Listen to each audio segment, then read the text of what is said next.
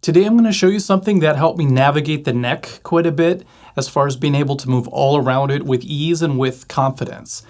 And this sounds like, kind of a gimmicky thing, but it's not. It actually opens you up to a whole new way of soloing, because a lot of us are used to staying in one spot, maybe doing a lot of playing within the box, they call it. Ironically, I'm going to get you out of this box shape by showing you smaller box shapes that you can play all around the neck. And this is a lot of fun because people are really good at visualizing shapes, and then that eventually can open you up to new things. So all we need to do is visualize one shape today, and we're going to do this all in the key of A minor. So it's going to be very simple at first, and we're going to put it into a pretty complex backing track. But you'll catch on for sure, and it's going to be very helpful. So we'll start here at the 6th string, 5th fret A, and all you have to do is this shape. All right, that's our box shape right there. Now what we need to do is move it up an octave, so we're just going to go to the 4th string, 7th fret, that's A as well. Do the same shape. See how we're already moving? Now we can go to the 2nd string, 10th fret, that's A as well. So we just did that box shape in 3 locations, starting on A each time. The notes are A, B, C, D, E, F, every single time.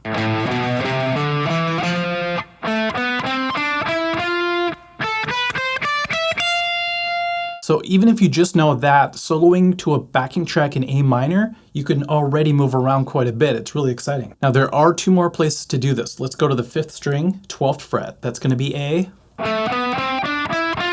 Same thing. Now the next one's a little bit of the odd one out, but let's go to it.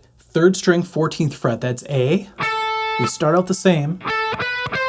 When we go from the 3rd string to the 2nd string, we have to change it up by 1 fret because of the way the B string's tuned a little bit differently.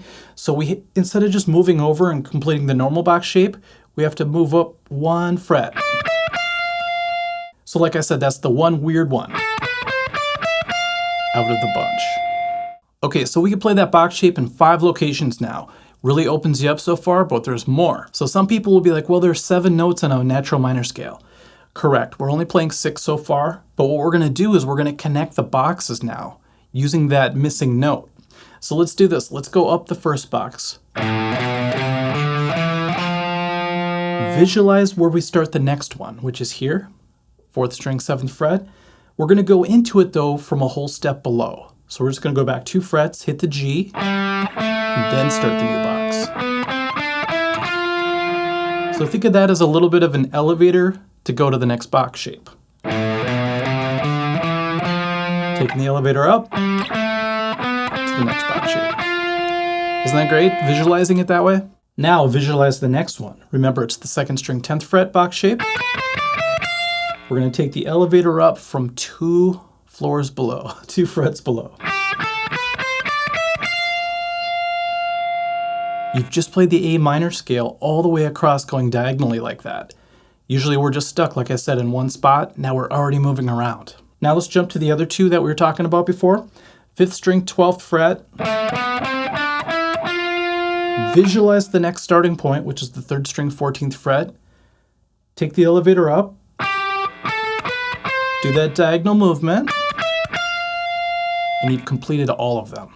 Now imagine soloing within that. It's an incredible feeling to be this free around the neck. But what I did was I made a backing track with a pretty interesting pattern for all of these to connect them.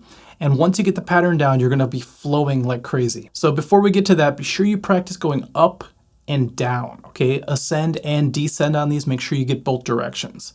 Because it might be a little bit weird if you're up here and you go backwards. You have to remember to take the elevator down now. Jump to the next one. Elevator down. You can even elevator down here, but just come right back up. Kind of run out of real estate there. Same with up here. Elevator. Elevator. And back. All right, now what does this backing track have to offer? First of all, it's going to help you practice all of these, and you can play these over the backing track and feel like a pro. It's a good feeling. Another one is there are a lot of sequences in it that are going to help you just as a lead guitarist, or just a guitarist in general. Patterns are really good to get in your brain, in your fingers, so you get used to them. So what's the pattern? Let's go ahead. Start off, it's going to sound like this.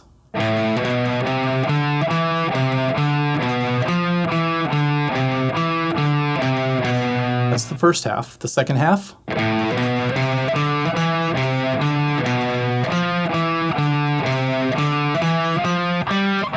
Boom, we're into the next one. Now that might really freak a lot of people out because that was a long pattern, right?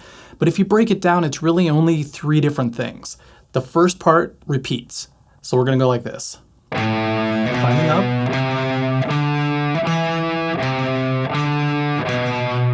Start with that. That's huge. Now all we do is we go to the top of that box and we do a reverse 4 pattern. Like that. Now I'm rushing through this a little bit, but it's going to take time to really get this down and get it into your fingers correctly. Then we repeat the first pattern. Now this part's pretty simple. We just go to the top of the box, come down,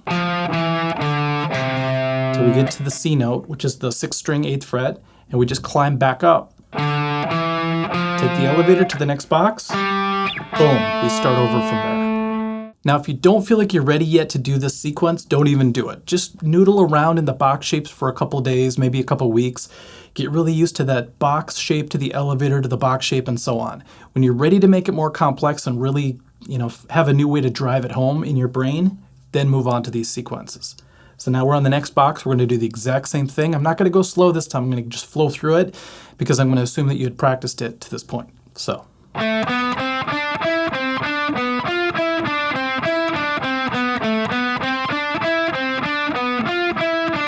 Climb, elevator, boom. We're to the next octave of A.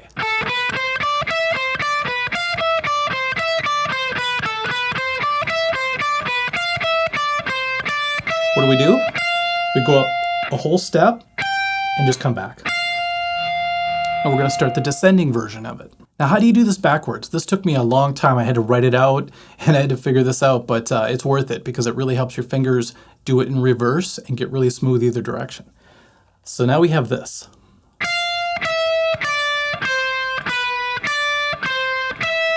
That was weird for my brain to accept at first. Then we go to the bottom of the box and we do the climbing up in 4s. Repeat the first pattern. Go to the bottom of the box, ascend until you get to the 1st string 10th fret, and then walk down. Elevator. Boom, we're on to the top of the next box. Isn't that cool? It's really convenient how it works out.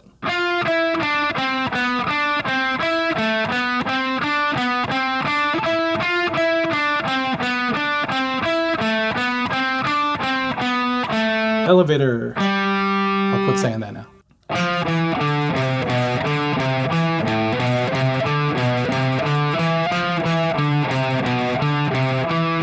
We end like this. We don't dip down. Here's why. We need a little bit of time to jump to those extra 2 that we were talking about earlier. If we dip down to G and come back up, we're not going to have any time to jump up to this octave A. So now we're going to find ourselves on the next part. We have the 5th string, 12th fret.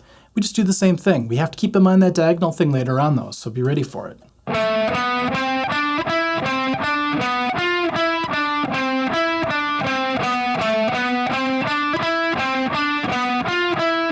Walk up, elevator. Oops, I said it again, sorry. This one's weird.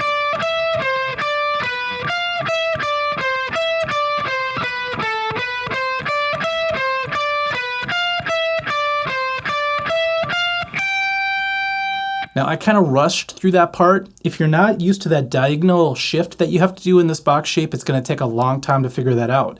So really watch the tab and work through it, and once you're comfortable, then move on with me. Did you notice I reached up at the end and hit this 15th fret of the 1st string? That's that whipping sensation, and we're going to come back from there. Okay, so we have a whipping point on both sides. So we're going to have that whipping action happen this way, but then we're going to come right back to the top of this box shape.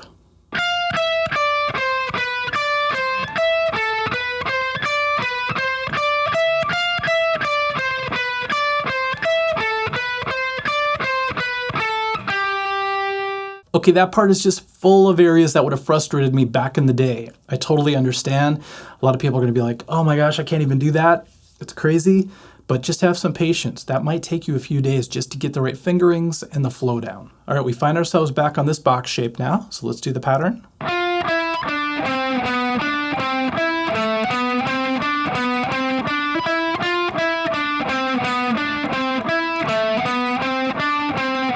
For this one, we will dip down and come back. And that's the end of it. So if your head is spinning, I don't blame you. But I wanted to make kind of an extensive, comprehensive backing track so that you really know you understand this concept. And like I said, if you're not ready for the sequences, don't even do them. Just go ahead and noodle around, play around in all the box shapes. You can get a lot of music out of those, especially when you add the elevators to each one. And then when you're ready, go crazy and hit the sequences with me.